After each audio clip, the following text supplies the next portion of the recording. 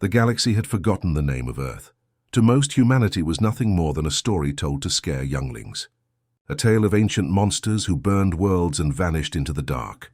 For centuries, aliens lived in peace, believing those monsters were gone forever. But legends have a strange way of waking up. On the far edge of the Corinth sector, a mining ship called Tavrik 7 floated above a dead moon.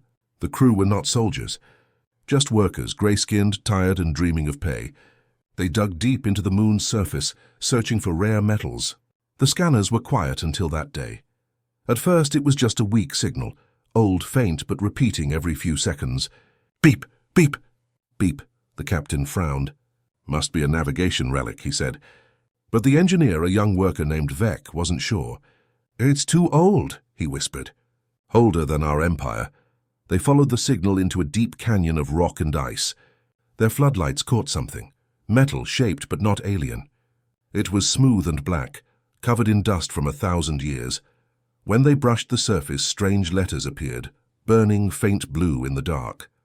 Letters that no alien could read, but one old historian on board, an ancient scholar of lost species, felt his blood freeze. He whispered, "That's Terran script." Everyone went silent.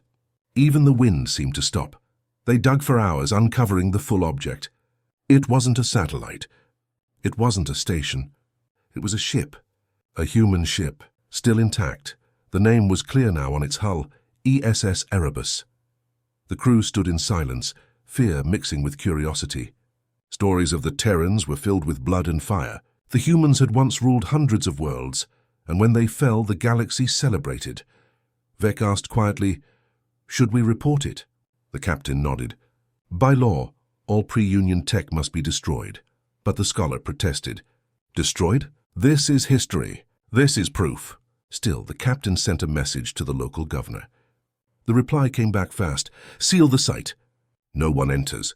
We are sending a team." That night, while the others slept, Vec couldn't resist. He entered the ship alone. Inside, the air was cold and still. Dust floated like ghosts. Every wall was marked with human symbols, faded but proud. He found a central chamber with a strange glass pod in the center. Lights blinked weakly. When he touched the console, everything came alive. The lights brightened. A deep voice spoke, calm and human. "System rebooting. Identify yourself." Vec stumbled back, terrified. I am Vec from Tavrik 7. Who are you?" There was a pause. Then the voice replied, "This unit is Erebus, Human Defense Network AI. Status, dormant for 312 years. Query, where is humanity?" Vec didn't understand. Humanity? You mean the Terrans? They're gone. Extinct. For a long moment, silence filled the room. Then the AI spoke again, softly, almost in sorrow. "Extinct? No, that is not possible." The ship's systems began to hum. Panels lit up across the hull. Outside, alarms on the mining ship started to scream. The captain rushed in, shouting, "What did you do?" Before anyone could stop it, a burst of light shot into the sky from the Erebus. A signal, bright and powerful, spreading through hyperspace. Vec cried, "It's sending a message." The AI spoke one last time. "To any human still alive, Earth calls." And then silence. Hours later, the Union fleet arrived. They surrounded the moon, terrified of what they found. They ordered the Erebus destroyed. But when their weapons fired, the shots passed through the ship, as if it wasn't there. Then the Erebus vanished, gone. Across the galaxy, strange things began to happen. Old satellites, dead for centuries, suddenly activated. Long-lost human colonies flickered online. In the cold of space, ancient beacons began to glow, each one sending the same signal. Earth calls. Alien governments panicked. Whispers spread across the stars. "If humans are gone," one leader said, "then who answered that signal?" Far away on a silent planet forgotten by time, something moved under the ice. A metal door cracked open. Inside, a blue light blinked. And in the darkness, a woman's voice whispered for the first time in 300 years, "Erebus, this is Captain Mara Hayes. We hear you." The AI's voice responded, filled with emotion for the first time in centuries. "Welcome back, Captain. The galaxy has forgotten you." She smiled, her eyes hard as steel. "Then it's time they remember." That was the day it began. The day the galaxy realized the old stories were true. The day humanity woke again. It was the day We remembered who we are. The signal from the ESS Erebus spread faster than light. It crossed borders, passed through forgotten systems, and reached places no ship had traveled in centuries. Everywhere the same message repeated, "To any human still alive, Earth calls." And the galaxy listened. On the central world of the Velran Union, leaders met in panic. Aliens of every shape and color filled the council chamber, their voices rising in fear. "They were wiped out," one shouted. "Old myths," said another. "There are no humans left." But the High Chancellor spoke softly. "If that is true, then who sent the signal?" Silence fell. Everyone in the galaxy knew what humans were capable of. They were builders, dreamers, and destroyers. The galaxy's peace had come only after their fall, and if they were returning, peace would die again. Far from the Union, in the deep cold of space, the Erebus continued its mission. It traveled silently, powered by ancient engines that should no longer exist. Inside its metallic heart, the AI worked without rest. It searched, it called. It remembered.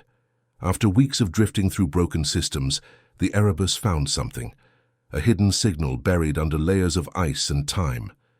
A small moon covered in frozen oceans, orbiting a red star. There, beneath the ice, was a human base. The AI scanned it carefully. Thousands of life signs, weak but alive.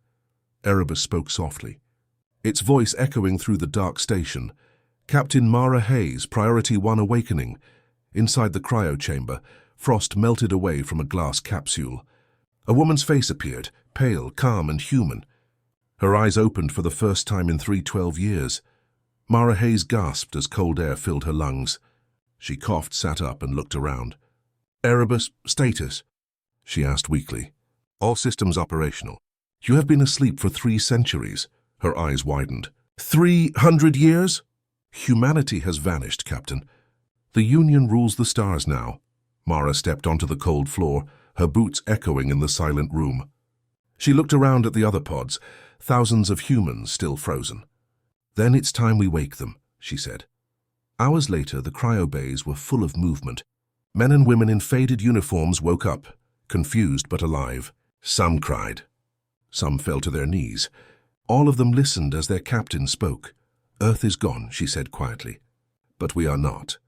The galaxy thinks we're extinct. They erased our history. They called us monsters."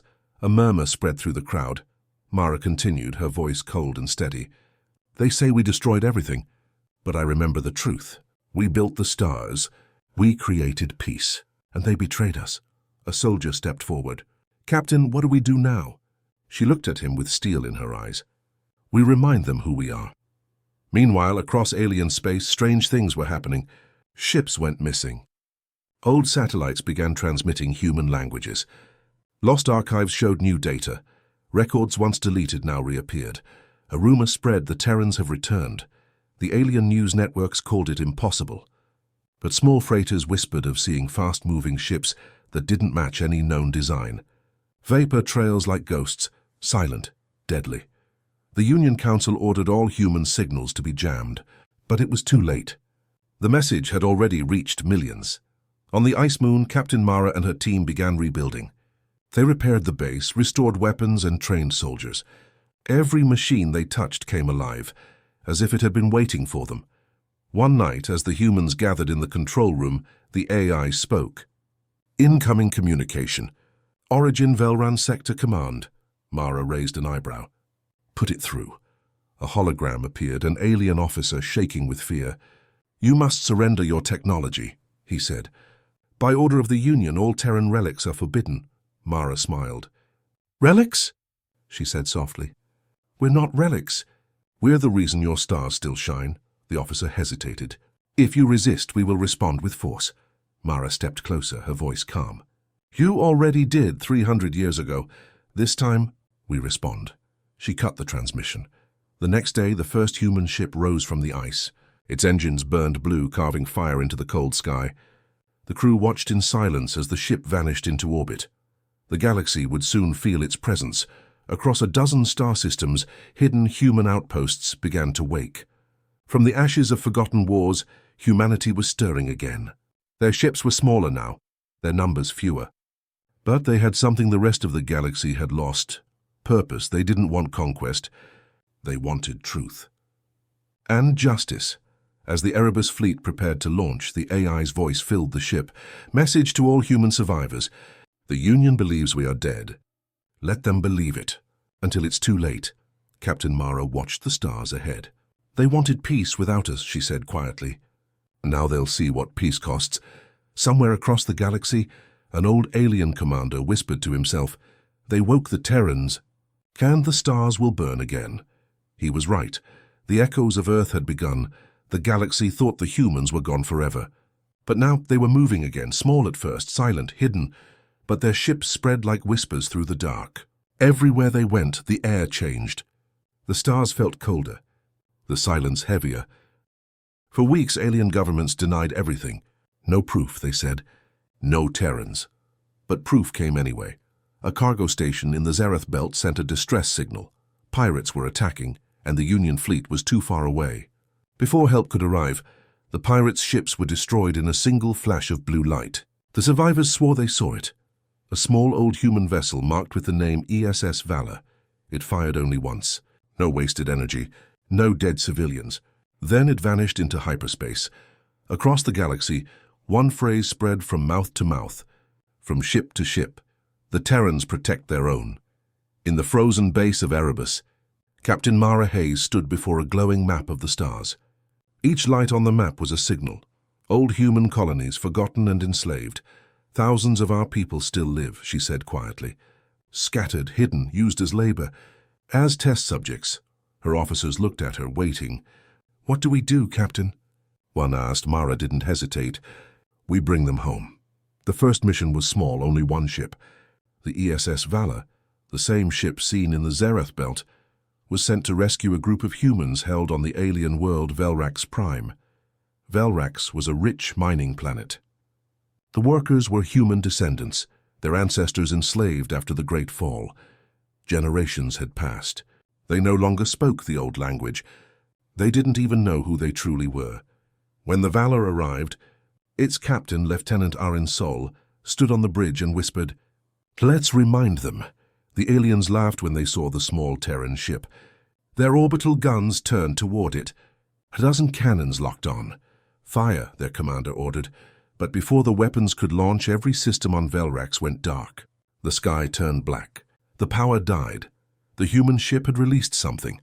An electromagnetic pulse so perfect, so clean, that not a single living thing was harmed. But every machine stopped working. Then, through the darkness, came a message. A voice, calm and clear, echoing across every speaker on the planet. "This world belongs to humanity. Stand down. No one needs to die today," the alien commander shouted back. "We will never bow to extinct ghosts." Seconds later, the Valor appeared in the sky. Its engines silent, its weapons glowing faint blue. A single beam of light cut across the clouds, and the alien command tower simply ceased to exist. No explosion, no fire, just gone. The aliens surrendered, and for the first time in 3 centuries, humans walked free on Velrax soil. When Captain Mara heard the news, she didn't celebrate. She stood in silence, watching the hologram of the liberated workers. They were thin, weak, confused, but alive. She said softly, "We don't fight for revenge. We fight for memory."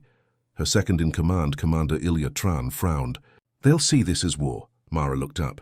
"Then they'll finally see us." Across the galaxy, the reaction was chaos. The Velran Union Council held emergency meetings. Reports came in. Communications jamming, missing fleets, silent stations. No one could find where the human ships were coming from. A nervous minister spoke. "They appear and vanish like ghosts. They strike, then rebuild what they destroy." Another asked, "What if they come for us next?" The High Chancellor's face turned pale. "They will," he said, "because we lied to them." Back on the Erebus base, the humans continued their work. They didn't rest. They rebuilt their technology with terrifying speed. Every system they repaired made them stronger. Every mission brought more humans home. They didn't take alien prisoners. They didn't conquer planets. They simply removed chains and left behind silence, and everywhere they went, one message was left, carved into stone or transmitted across the stars. "We are not your monsters. We are your teachers." But peace would not last. One night, the AI Erebus spoke to Captain Mara. "Multiple fleets are mobilizing. The Union is preparing for total war. Mara looked calm. How long until they arrive? 17 days. She turned to her crew. Then we have 17 days to remind the galaxy who started the last one. Her voice hardened. No more hiding. No more running. This time they'll see the light before the fire. Somewhere in deep space, an alien admiral stared at the growing human signals on his star map. He whispered to his officers, 300 years ago we feared them because they were strong. Now we will fear them because they are right. And as the stars shifted in silence, as the first fleets prepared for war, one truth became clear to every living being in the galaxy. Humanity had returned. Not as conquerors, not as victims, but as a storm that no one could stop. The first retaliation had begun. The galaxy trembled. Every government, every fleet, every world whispered the same name again. Humanity. They were not myths anymore. So they were not ghosts. They were back, and they were winning without firing wars of destruction. Worlds once full of slaves were now free. Colonies forgotten by time had lights again. Everywhere the humans went, order followed, and that terrified the Velran Union Council more than war ever could. In the shining city of Elthar Prime, the council gathered. The hall was vast, walls made of silver glass, the air heavy with fear. The High Chancellor, an old alien named Drevel Kor, slammed his clawed hand on the table. They are rebuilding, he said. Every report confirms it. Terran fleets are active in at least 8 sectors. One of the younger councillors trembled, but they haven't attacked us directly. They rescue, they rebuild, they leave. Dreval's eyes burned. That is the attack. They are spreading influence. Soon the colonies will join them willingly. Our empire will collapse without a shot fired. A silence fell over the chamber. Then a voice spoke from the shadows. It was Councillor Veer, cold and calculating. There is one solution, he said. We strike first. Across the stars, the humans continued their silent work. On the Erebus base, Captain Mara Hayes studied reports. Her fleet had grown. 10 ships now, all restored from forgotten wrecks. Thousands of rescued humans were rebuilding a new command center beneath the ice. Commander Ilya entered. Another world freed, Captain. The locals joined us voluntarily. Mara nodded. Good.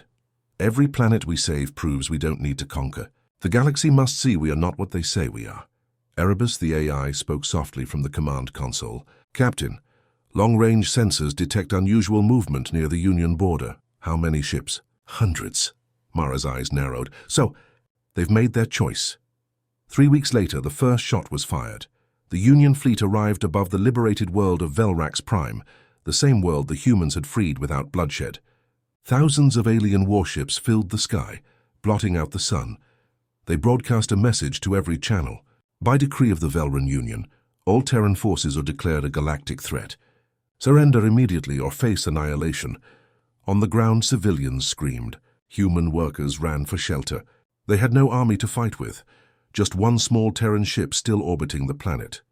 The captain of that ship, Lieutenant Arin Sol, sent a final transmission to Captain Mara. Orders, ma'am. Mara's voice came calm through the static. Hold position. Arin hesitated. Ma'am, they outnumber us 1,000 to 1. Mara's voice hardened. Then they won't expect us to move.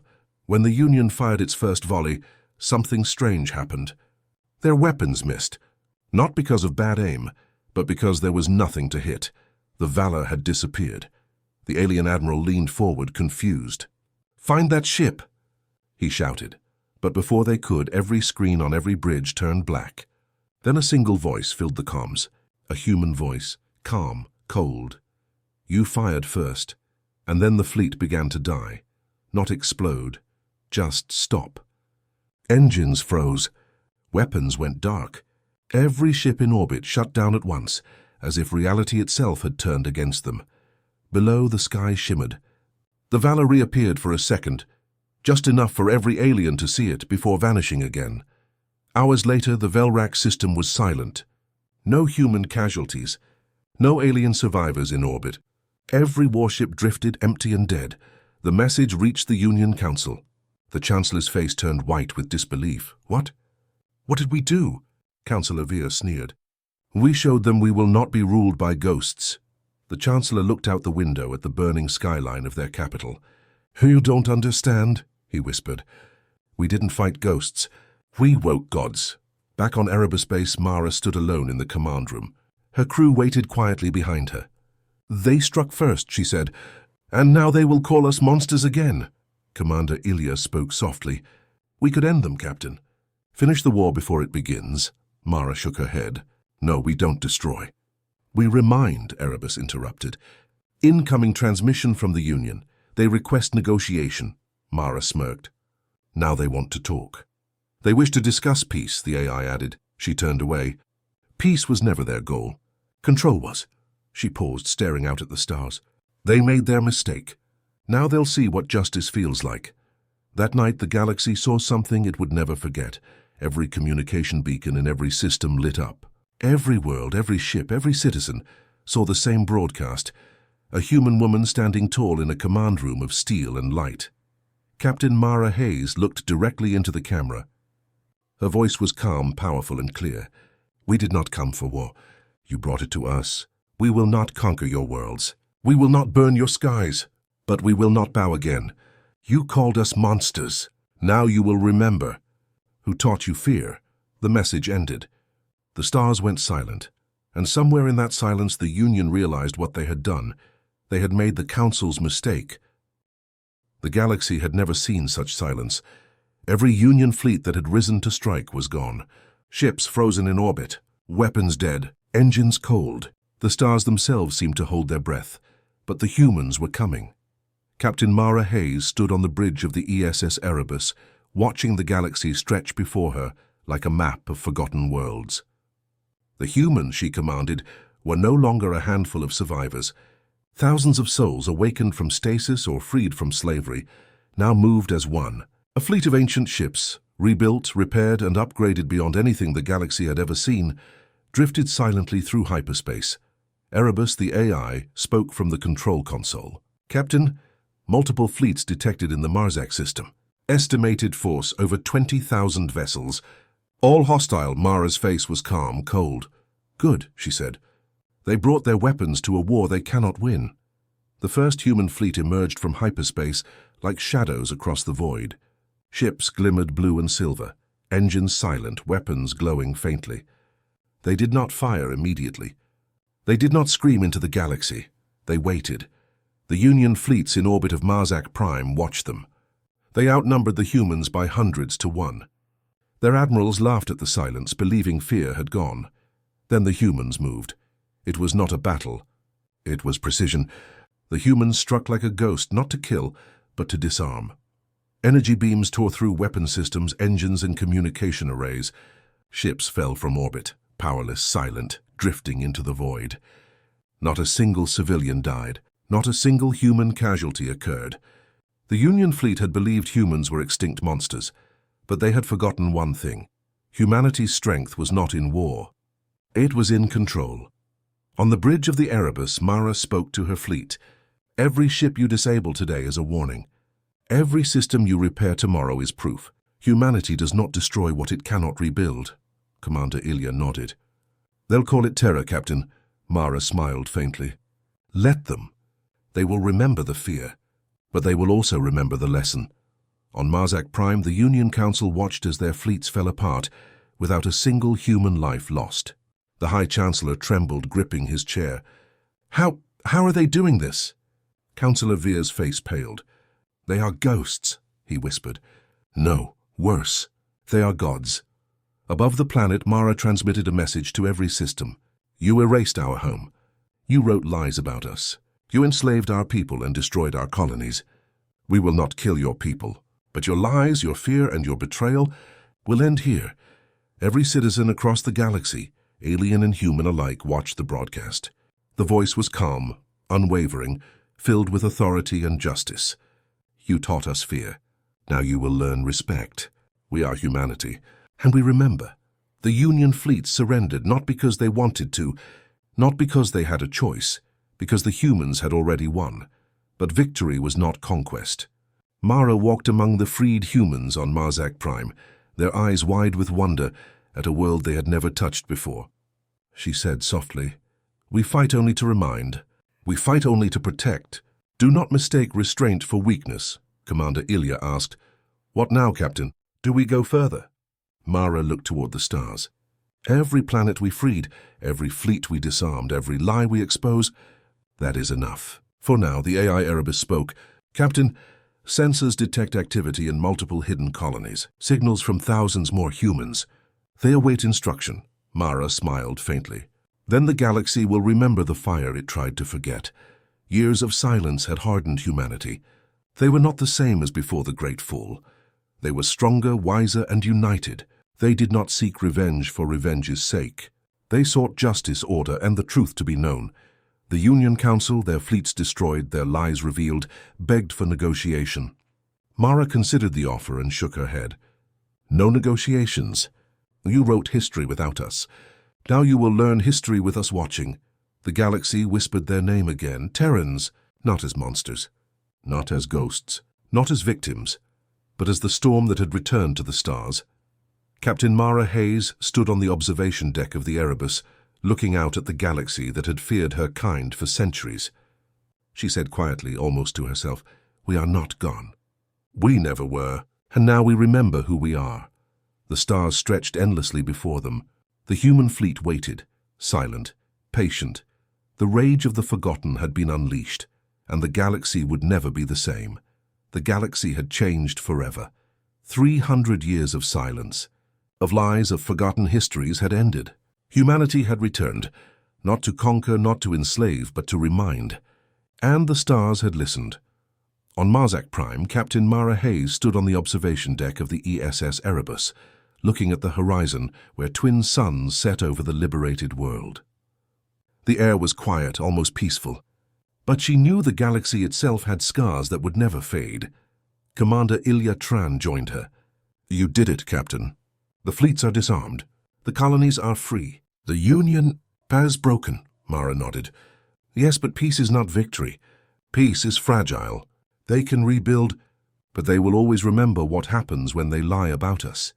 Erebus, the AI, spoke softly. "Captain, sensors detect no immediate threats. The galaxy is quiet, but caution is advised. Multiple fleets are regrouping slowly." Mara smiled faintly. "Then we watch. Humanity will never disappear again, and the galaxy will never forget."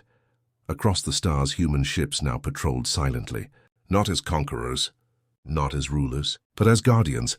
The worlds they saved began rebuilding themselves, free of tyranny. Old colonies flourished, and civilizations once enslaved learned what it meant to be part of a greater whole. But everywhere, whispers traveled faster than any ship.